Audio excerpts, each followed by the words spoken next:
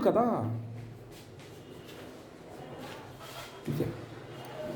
Good morning बच्चों, आज मैं आपको पाठ 11 पढ़ाऊंगी सुदामा चरित्र, जिसके रचयिता नरोत्तम दास जी हैं। इसके पहले कल मैंने आपको जो पाठ पढ़ाया था सिनेमा से संबंधित, जब सिनेमा ने बोलना सीखा, ये कल मैंने आपको पढ़ाया था। उसके आगे है कंप्यूटर गाएगा गीत। ये पाठ ये है सारांश, आपकी स्टडी मटेरियल में दिया हुआ है, उसको आप लोग पढ़ लीजिएगा, लिखने की जरूरत नहीं है, आप उसको पढ़ के समझ लीजिएगा। अब मैं आपको सुदामा चरित्र के विषय में पढ़ाने जा रही है। ये पाठ सुदामा चरित्र, रचयिता नरोत्तम दास जी हैं। कवि परिचय में कवि का नाम नरोत्तम दास, जन्म 1666, पिता का नाम कृष्णानंदा, माता का नाम नारायणी देवी। उनकी मुख्य 3 रचनाएं हैं, श्री रूपा मंजन पाल, श्री गुरुधरण पद्मा और अनुवाद है स्मरण मंगला। यहाँ मैंने कुछ नए शब्द लिखे हैं, दुर्बल, पुलकनी, लोचक, पाचली, वसुधा, पटवनी, पान है। ये नए शब्द आपकी स्टडी मटेरियल में बहुत से वर्ड्स दिए हुए हैं।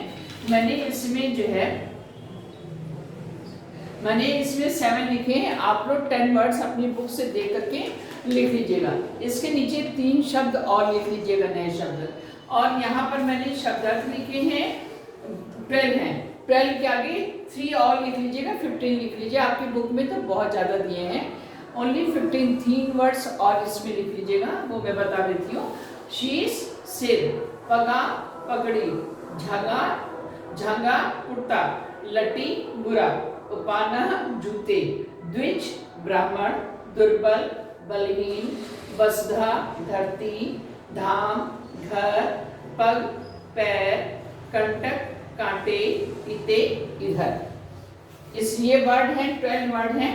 इसके नीचे 3 वर्ड और लिख लीजिएगा। चापी 23, चापी 25, काक 27, प्रवीणे। ये 3 वर्ड और लिखा। आपकी बुक में तो 49 है, लेकिन आप खाली 15 लिख लीजिएगा। परीक्षा के समय जब एग्जाम होगा तब आप लोग पूरे याद कर सकते हैं, या मैं जो बताऊंगी उसको आप याद कर लेना। अब आपके चित्र में कृष्ण और सुदामा का चित्र गले मिलते हुए दिखाया गया है, और एक 4 लाइन की पंक्तियां लिखी हैं। अरे द्वारपालो कन्हैया से कह दो कि दर पे सुदामा गरीब आ गया है, भटकते भटकते न जाने कहां से तुम्हारे महल के करीब आ गया है। सुदामा और कृष्ण बचपन के मित्र थे। सुदामा जो थे गरीब ब्राह्मण के बेटे थे, और श्री कृष्ण महाराजा के बेटे थे। तो दोनों ने एक ही मुनि के आश्रम में, सांदापी मुनि, सांदीपन मुनि के आश्रम में रहकर इन्होंने विद्या ग्रहण की, शिक्षा ग्रहण की थी, और वहीं पर ही दोनों मित्र बन गए थे। तो वहाँ पर मित्र बन गए।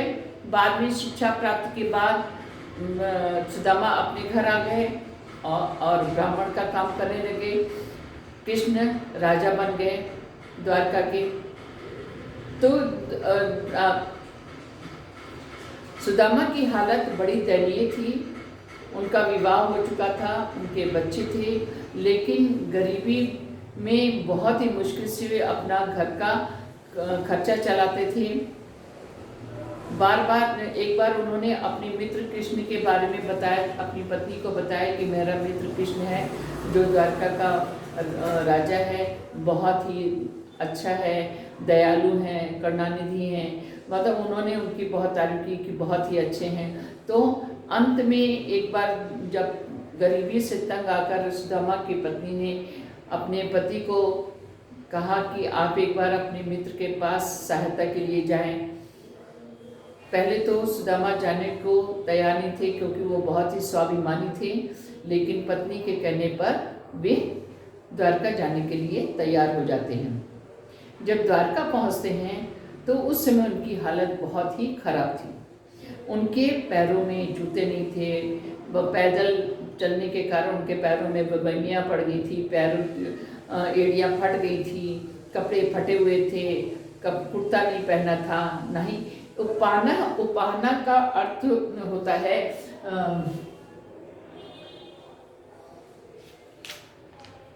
जूते। उनके पैरों में जूते भी नहीं थे।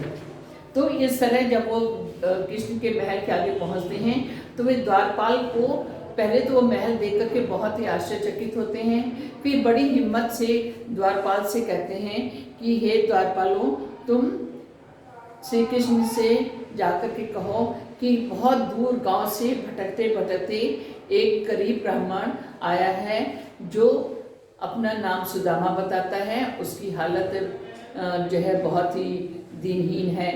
तो द्वारपालों ने जाकर कृष्ण को बताया कि हे प्रभु, द्वार पर एक गरीब ब्राह्मण आया है, न जाने कहाँ से भटकता हुआ यहाँ महल के द्वार पर आया है। उसके पैरों में जूते नहीं हैं, सिर पर पगड़ी नहीं है और कंधे पर उनके कपड़ा भी, वस्त्र भी नहीं है।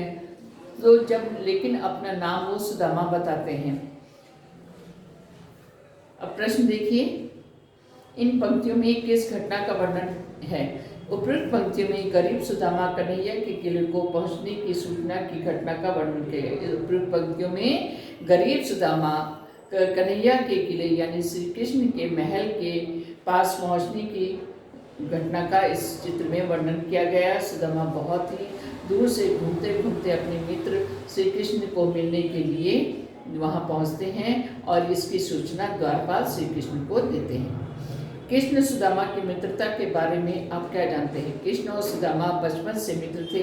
वे एक ही गुरु सांदीपन जी के आश्रम में पढ़े थे। बचपन में ही वे सच्चे मित्र बन गए थे। वे एक दूसरे से अलग नहीं रह सकते थे। अपने मित्रों के प्रति हमारा क्या कर्तव्य है? अपने मित्रों के प्रति हमारा कर्तव्य है कि हम अपने मित्रों की मुसीबत के समय सहायता करें और उनकी रक्षा करें।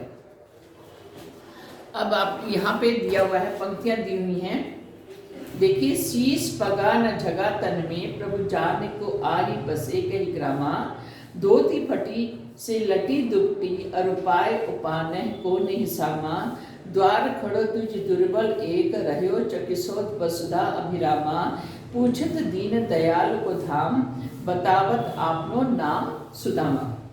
इसमें कहते हैं, कवि कहता है कि द्वारपाल जो है, जब सुदामा अपना परिचय द्वारपाल को बताते हैं तो द्वारपाल महल के अंदर जाकर श्री कृष्ण को बताते हुए कहते हैं कि हे प्रभु, द्वार पर एक भिक्षुक सा ब्राह्मण खड़ा है, उसके सिर पर पगड़ी, शरीर पर अंगरखा होता है एक प्रकार का वस्त्र जो कंधे पर रखा जाता है। जो महाजन लोग होते हैं या जो पटवारी लोग होते हैं, जो कई लोग राजा महाराजा या जो भी, वो लोग अपने कंधे पर वस्त्र पहनने के बाद अंगरखा रखते हैं। वो भी एक प्रकार का वस्त्र होता है। तो शरीर पर अंगरखा, कुर्ता जैसा कोई भी कपड़ा नहीं है। उसकी धोती भी फटी हुई है, छोटा सा दुपट्टा है, पैरों में जूते नहीं हैं, न उसके पास कोई सामान है। पता नहीं किस गांव से वो आया है, न जाने कहाँ रहता है, बस वह इस महल को चकित दृष्टि से देख रहा है। हे प्रभु, वह आपका नाम और पता पूछा है और अपना नाम सुदामा बता रहा है। दूसरा देखिए, दूसरी पंक्तियां देखिए। ऐसे बेहाल बेवान्य सोपक कंटक जाल लगे पुनि जोए, हाय महादुख पायो सखा तुम आए इते न किते दिन खोए, देख सुदामा के दीन दशा करना करके करना निध जोए, पानी परात को हाथ छुड़ो नहीं, नैनन के जल से पग धोए। अब जब श्री कृष्ण जी वहाँ पर पहुँचते, द्वारपाल के बताने पर जब वो महल के बाहर आते हैं तो सुदामा जी को देख करके बहुत ही दुखी होते हैं। क्योंकि उनकी हालत, उनकी दशा बहुत ही दयनीय हो गई थी। तो श्री कृष्ण जी सुदामा जी से बोले, हाय मित्र, तुम इतने दिन कहाँ थे? तुमने इतना कष्ट सहा, तुमने कितना दुख पाया, तुम मेरे पास क्यों नहीं आए? सुदामा को की दीनहीन और बुरी दशा देखकर करुणा के सागर उसे देखकर बहुत ही द्रवित हुए। उनके आंखों से आंसू बहने लगे और उन्हें ले जाकर राजगद्दी पर बैठा, उसे गद्दी पर सिंहासन पर बैठाकर उनके द्वारपालों से या सेवकों से, अनुचरों से कहकर उन्होंने पानी से भरा हुआ परात मंगाया कि ताकि वे उनके पैरों को धो सकें। लेकिन श्री कृष्ण जी के आंखों से अश्रुधारा बह रही थी, इतनी धारा ऐसी बह रही थी कि उन्होंने पानी से भरे परात को हाथ नहीं लगाया, बल्कि अपने नेत्रों से बह रहे अश्रुओं की धारा से उनके पैरों को धोया। थर्ड देखिए, कुछ भाभी हमको दियो सो तुम काहे न देत, चाप पोटरी काख में रहे कहो कही हेतु। फिर श्री कृष्ण जी कहते हैं कि मेरे भाभी ने, अब चूंकि सुदामा श्री कृष्ण के मित्र थे, अब मित्र कैसा होता है, भाई समान होता है, तो इस दृष्टि से सुदामा की पत्नी को वे भाभी कहते हैं। तो श्री कृष्ण जी कहते हैं कि भाभी ने हमारे लिए कुछ भेजा, अवश्य भेजा होगा, परंतु तुम हमें नहीं दे रहे हो। तुम उस पोटली में, मैं देख रहा हूँ कि तुम्हारे पास कोई पोटली है जिसे भाभी ने कुछ डाल के दिया होगा, तो उस पोटली को मुझे दो। उनकी दी हुई सौगात को पोटली बगल में छिपाकर तुमने क्यों रखी है। फिर श्री कृष्ण जी कहते हैं, आगे चना गुरमात दिए ते ले तुम चाबी हमें नहीं दीने, श्याम कहो मुस्काए सुदामा सो, चोरी के बान में हूँ जो प्रवीणे, पोटी कांख में चाप रहे तुम, खोलत नाई सुधारस भीने, पाछली बान अजो न तजो तुम, तेराई भाभी के तंदुल कीने। फिर वो कहते हैं कि पहले जब हम लोग गुरु के पास, सांदीपन मुनि के पास जब रहते थे, तब गुरु माता ने भी तुम्हें मेरे हिस्से के चने दिए थे कि तुम दोनों मिलकर बांट के खा लेना, लेकिन पिछली बार भी तुमने चने खुद खा लिए, हमें नहीं दिए। श्री कृष्ण ने मुस्कुराते हुए ये भी ताना देते हुए कहा, तुम चोरी की आदत में होशियार हो, हाँ, तुमने पोटली बगल में छिपा रखी है, उसे खोलते क्यों नहीं हो, उसमें कितनी मधुर मीठी रस में डूबी हुई सौगात रखी है, तुम पिछली आदत अब भी नहीं छोड़ते, वैसे ही तुमने भाभी के दिए हुए चावल को छिपा कर रख लिया है। आगे देखिए, वह पुलवानी, वह उठी मेलनी, वह आदर की बात, वह पटवनी गोपाल को कछु न जानी जात, कहाँ भयो जो अब भयो, हरि को राज समाज, घर घर कर ओढ़त फिरे, तनकी दही को काज, हाँ आवत नाही हो तो वाही पठियो ठेली, अब कहियो समझाए के बहुत धन धरो सके। बच्चों ये चित्र की वजह से पढ़ने को समझ में नहीं आ रहा है, इसलिए थोड़ा अटक के पढ़ रही हूँ। इसका भावार्थ देखिए, कुछ दिन रहने के बाद सुदामा जब सुदामा महल में पहुँचते हैं तो श्री कृष्ण ने उनका बहुत ही आवभगत करते हैं, बहुत ही सत्कार करते हैं, खाने के लिए काजू मेवे फल वगैरह हर अच्छे अच्छे पकवान उनको दिए जाते हैं। कुछ दिन रहने के बाद जब सुदामा वहाँ से चलने लगते हैं तो श्री कृष्ण समझते हैं कि सुदामा बहुत ही स्वाभिमानी है, हम अगर उसको प्रत्यक्ष रूप से कुछ देते हैं तो वो नहीं लेगा।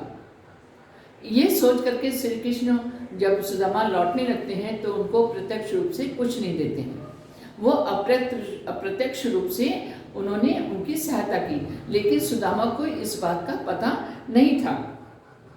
अपने गांव पहुंचे पर सुदामा ने जब अपनी झोपड़ी की जगह श्री कृष्ण की कृपा से सुदामा के घर की परिस्थिति बहुत ही बदल गई थी। झोपड़ी की जगह महल हो गए थे, घोड़े, हाथी, द्वारपाल, महावर, सब सुविधाएं जैसे श्री कृष्ण के महल में थी, वैसे सारी सुख सुविधाएं सुदामा के घर पर हो गई। तो जब सुदामा अपने गांव पहुंचते हैं तो सुदामा जब अपनी झोपड़ी के स्थान पर द्वारका जैसा महल बना हुआ देखते हैं तो वे भ्रम पड़ जाते हैं, चकित रह जाते हैं, हैरान हो जाते हैं। वो वे सोचने लगते हैं कि वह महल वैसा ही है जैसा कृष्ण का था, वैसे ही ठाट बाट है, वैसे ही हाथी घोड़े हैं, वैसे ही सब कुछ है जिसमें मेरा मन लग रहा था। कहाँ ऐसा तो कहीं ऐसा तो नहीं कि मैं रास्ता भूल गया हूँ और मैं फिर से श्री कृष्ण के महल पहुँच गया, द्वारका पहुँच गया हूँ। यही सोच सोचते गाँव में घूम लिए सुदामा पांडव अपनी झोपड़ी के बारे में सबसे पूछते फिरते हैं, परंतु कहीं इसको उनकी जानकारी नहीं मिलती है।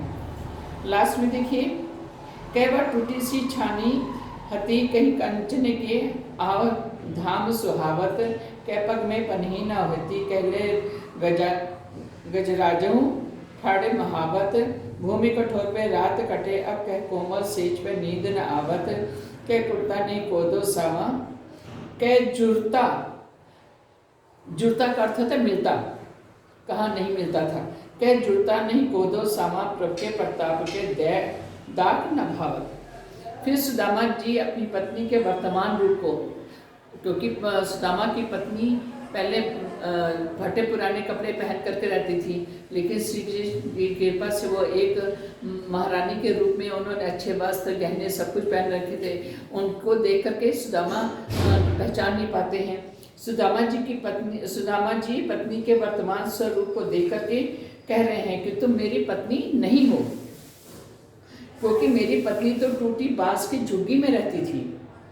कहाँ अब यहाँ सोने का महल शोभा पा रहा है, यानी यहाँ महल खड़ा है। कहाँ पैरों में जूतियाँ नहीं थी और कहाँ अब चलने के एक कदम चलने के लिए महावत खड़े रहते हैं, हाथी पर लेके जाने के लिए। अब महावत बड़े बड़े हाथी लिए खड़े रहते हैं। कहाँ तो कठोर भूमि पर रात में सोते थे और कहाँ अब कोमल बिस्तरों पर नींद नहीं आती।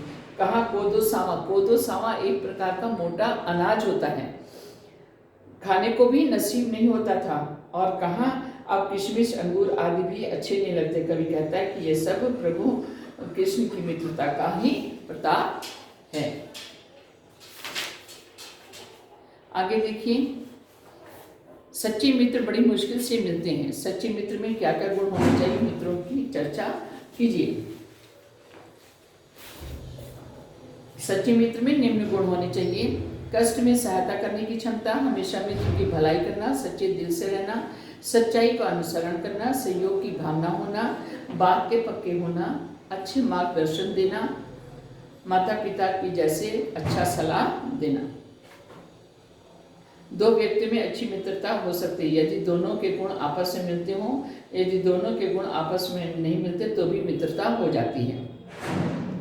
ये दोनों दिए हैं। अब ये दोनों के विषय में ये दिया हुआ है, दोनों के गुण आपस में मिलते हैं तो दो व्यक्ति अच्छे मित्र बन जाते हैं।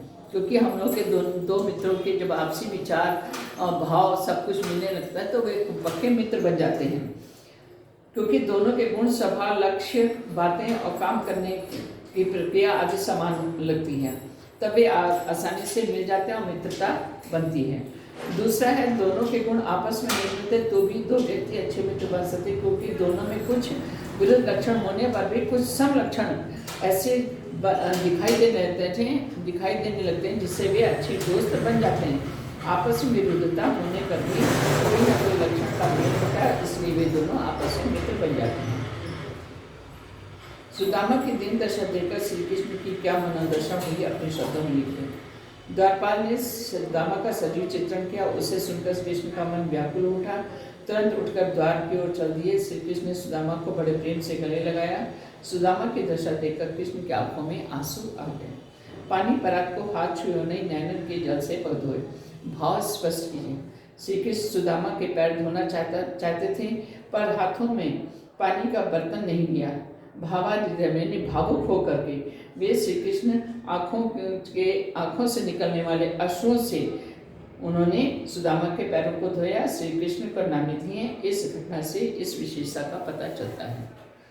चोरी के बान में हूँ जो प्रवीण है। उपयुक्त पंक्तियाँ कौन किससे कह रहा है? उपयुक्त पंक्तियाँ श्री कृष्ण जी सुदामा से कह रहे हैं। इस कथन की पृष्ठभूमि स्पष्ट कीजिए। श्री कृष्ण को उपहार के रूप में देने के लिए सुदामा पत्नी ने थोड़े से चावल भेजे, पर लोक लाजवश मतलब लज्जावश शर्म के कारण सुदामा उस पोटली को नहीं दे पा रहा था।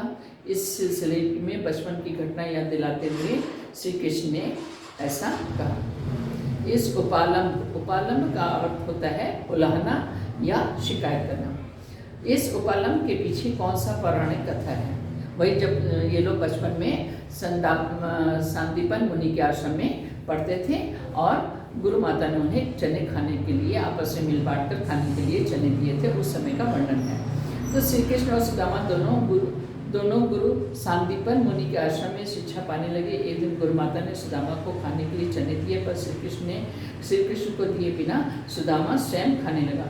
श्री कृष्ण उस घटना को याद दिलाते हुए कहने लगे कि तुम चोरी की आदत में बहुत होशियार हो। द्वारका से खाली हाथ लौटते समय सुदामा मार्ग में क्या क्या सोचते जा रहे थे और कृष्ण के व्यवहार से क्यों खींच रहे थे, सुदामा के मन की दुविधा को अपने शब्दों में प्रकट किया। जब सुदामा प्रत्यक्ष रूप से कृष्ण ने अपने मित्र सुदामा की सहायता नहीं की, तो वो एक बहुत ही खींचे थे। वो सोचे थे कि अब मैं अपनी पत्नी को जाके क्या कहूँगा, मैंने तो अपनी पत्नी से मित्र के बारे में इतनी प्रशंसा की थी और वो दयालु हैं, करुणानिधि हैं, वो सच्चे मित्र हैं मेरे, वो मेरी सहायता कर सकते हैं। तो मैंने अपनी पत्नी को इतनी संतावना दी थी, इतना भरोसा दिया था कि मेरा मित्र मेरी सहायता करेगा, लेकिन प्रत्यक्ष रूप से कुछ ना मिलने के कारण सुदामा सोचते हैं कि मैं अपनी पत्नी को कैसे कहूँ कि मुझे मेरे मित्र ने खाली हाथ वापस भेज दिया है। तो इसमें दिया हुआ है, सुदामा जी द्वारका से खाली हाथ लौटते समय श्री कृष्ण को तरह तरह से याद करने लगे। वे मन ही मन कह रहे थे कि कृष्ण का हर्षित होना, मतलब जब श्री कृष्ण ने सुदामा को पहली बार अपने द्वार पर खड़े देखा तो कितने प्रसन्न हुए थे।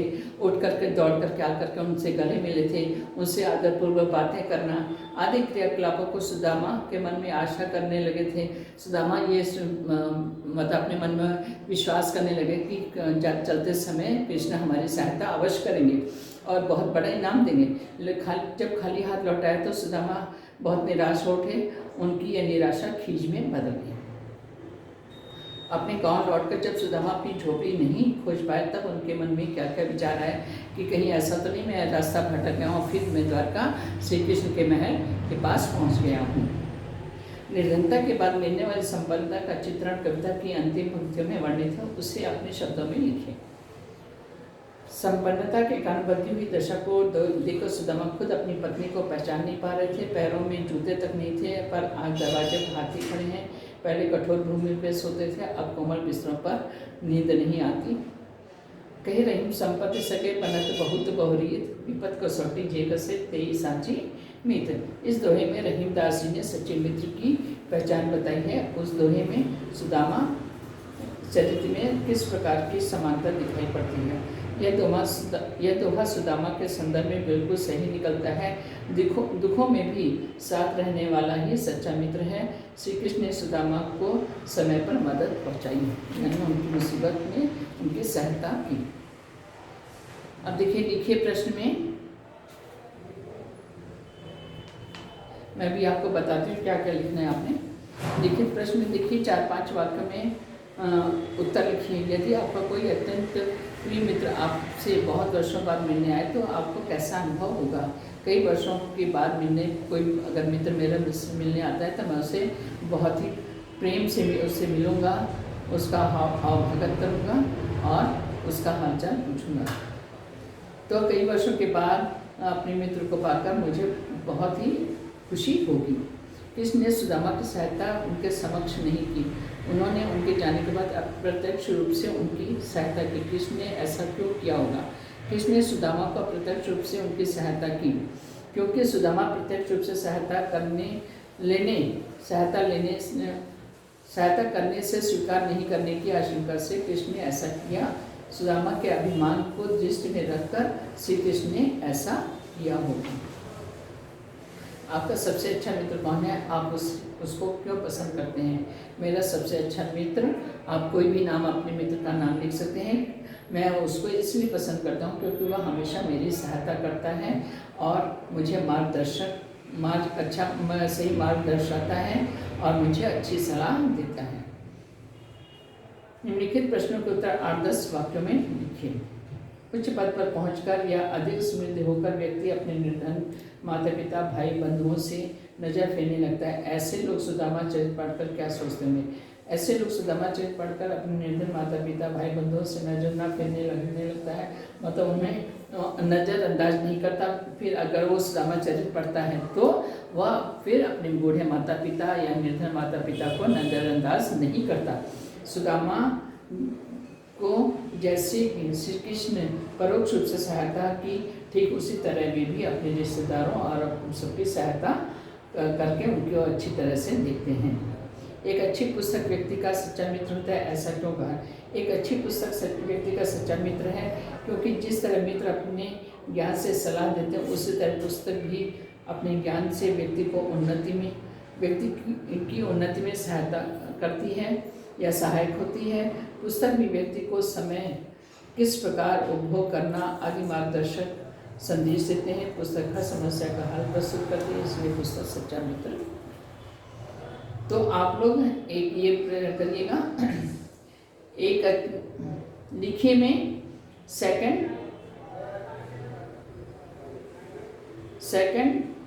थर्ड और 8 से 10 वाक्य में उत्तर जो है वो सेकंड वाला करिएगा। ये सब लिखने के बाद जितना मैंने ब्लैक बोर्ड पे लिखा है वो लिखने के बाद फिर आप लोग प्रश्न लिखिएगा। लिखे में सेकंड, थर्ड और 8 से 10 वाक्यों में सेकंड वन लिखिएगा। शब्द भंडार में इसमें मीनिंग दिया हुआ है। उपयुक्त शब्द और उनके प्रति रूप भाव को उजागर करते पाठ में आए, ऐसे ही अन्य शब्दों एवं उनके प्रति रूपों की सूची बनाई। चकित यानी चकित को चकी लिखा हुआ है तो इसका है चकी का होता है प्रचलित रूप चकित होना। चापी छिपाकर, तजना छोड़ देना, सकेली संभाल कर। एक शब्दार्थ की तरह ही है ये, क्योंकि ये शब्दों का अर्थ आप लोगों को नहीं मालूम है तो ये शब्द जो है इनके अर्थ के समान ही हैं। बिलो की वे को देखने के लिए जुरत, बहादुरी, साहस। अब करुणानिधि अर्थात करुणानिधि दो शब्दों की योग करना प्लस निधि से बना है। इन शब्दों के अर्थ बहुत भी अलग अलग हैं। कविता में आए ऐसे अन्य शब्द ढूंढे और लिखें, जैसे अभिरामा, अभि प्लस रामा। भाषा की बात, पानी परात को हाथ छुए नैनन की जल से पग। ऊपर लिखी पंक्ति ध्यान से पढ़ी, इसमें बात को बहुत बढ़ा चढ़ाकर विचित्रित किया गया है। जब किसी बात को इतना बढ़ा चढ़ाकर प्रस्तुत किया जाता है तो वहाँ अतिशयोक्ति अलंकार होता है। आप कविता में से एक अतिशयोक्ति अलंकार के उदाहरण छाटिए। तो इसमें दिया हुआ है, कह वह टूटी सी छानी हती, कहाँ कंचन की अब धाम सुहावत। ये दिया हुआ है, अतिशयोक्ति अलंकार का उदाहरण है ये। प्रशंसा में मनुष्य एक सामाजिक प्राणी में अकेला नहीं रह सकता। समाज में उसके अनेक मित्र समय समय पर बनते ही रहते हैं, वे एक दूसरे का सहयोग कर आगे बढ़ते हैं। अब आप बताइए कि मित्रों का हमारे जीवन में क्या महत्व है, ये आप लोग अवश्य लिखिएगा, हेडिंग डालिएगा, जीवन में मित्रों का हमारे जीवन में महत्व, ये लिखिएगा आप लोग। प्रशंसा में ये अवश्य लिख लीजिएगा। उसके बाद ये सृजनात्मक अभ्यर्थी मतलब डायलॉग है कि किसने एकांकी रूप में अभिनय कक्षा में के लिए डायलॉग है, इसको आप लोग पढ़ लीजिएगा। उसके बाद परियोजना का द्रुपद और द्रोणाचार्य भी सहपाठी थे। इनकी मित्रता और शत्रुता की कथा के बारे में पता लगाइए और उसे संक्षिप्त में लिखिए। ये दिया हुआ है, इसको पढ़ लीजिएगा। अब क्या मैं ये कर सकता हूँ? पाठ के भावों के बारे में बातचीत कर सकता हूँ, सही। पाठ के विषय में मौखिक व लिखित अभिव्यक्ति कर सकता हूँ, सही।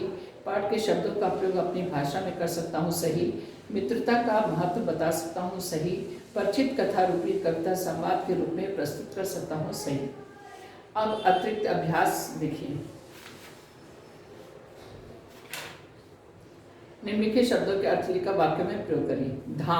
धाम का अर्थ होता है घर या भवन, सदन, निकेतन, कुछ भी है तो आप इसका वाक्य अपने आप बनाएंगे। नैनन का अर्थ होता है अक्षी, प्यावाची, अक्षी आँख, नेत्र, नयन, लोचन, तो कुछ भी लिख सकते हैं। उसका वाक्य आप लोग बना लीजिएगा। दुर्बल, बलहीन, पोटली, थैली। इसका वाक्य आपने अपने आप बनाना है। पर्यायवाची देखिए, पर्यायवाची नीचे दिया हुआ है, अनाज, जल, नयन, भूमि। ये 4 दिए हुए हैं। इसमें से आप हर शब्द के 3 पर्यायवाची शब्द लिखेंगे। मुहावरों का अर्थ लिखकर वाक्य में प्रयोग कीजिए। मुहावरे दिए हुए हैं, उनका वाक्य आप लोग अपने आप कर लीजिएगा, अपने शब्द आप करिएगा। पर्यायवाची शब्द पीछे दिया हुआ है, उसको देख करके कर लीजिएगा। अनाज के लिए दिया हुआ है पर्यायवाची अन्न, गल्ला, शस्य, धान। 1 मिनट, सॉरी, ये दूसरा है। मुहावरे में देखिए, धूमधाम से यानी ठाट बाट से, छक्के छुड़ा देना, बुरी तरह से हराना, तरस खाना, दयाद्र होना। 4th है मुंह लगाना, और 5th है कमर टूटना। ये 5 मुहावरे हैं, अर्थ दिया हुआ है। मुहावरे का अर्थ लिख लीजिएगा। क्लास वर्क में नहीं लिखा, ये जो पीछे अभ्यास का दिया है उसमें लिखना है, क्लास वर्क में नहीं लिखना है। खाली क्वेश्चन आंसर जो मैंने आपको बताए हैं वो लिखना है। विलोम शब्द ये हैं, नहीं, हाँ, बुरी दशा, अच्छी दशा, छिपाना, प्रकट करना, सुंदर, क्रूर, बुरा, अच्छा। दुर्बल, सबल, मधुर, कड़वा, साहस, कायरता, तजना, न छोड़ना, मोटा, पतला। इसी तरह संधि विच्छेद दिया हुआ है। वाक्य विग्रह करके लिखिए, ये भी दिया हुआ है। पूरा ये ग्रामर दिया हुआ है। इसी को देख करके आप लोग पेज 114 तक, सॉरी 114 तक आप लोग इसको कंप्लीट कर लीजिएगा। और समझ में आ गया होगा। अगर कुछ भी शंका होगी तो आप लोग आकर के पूछ लीजिएगा। धन्यवाद।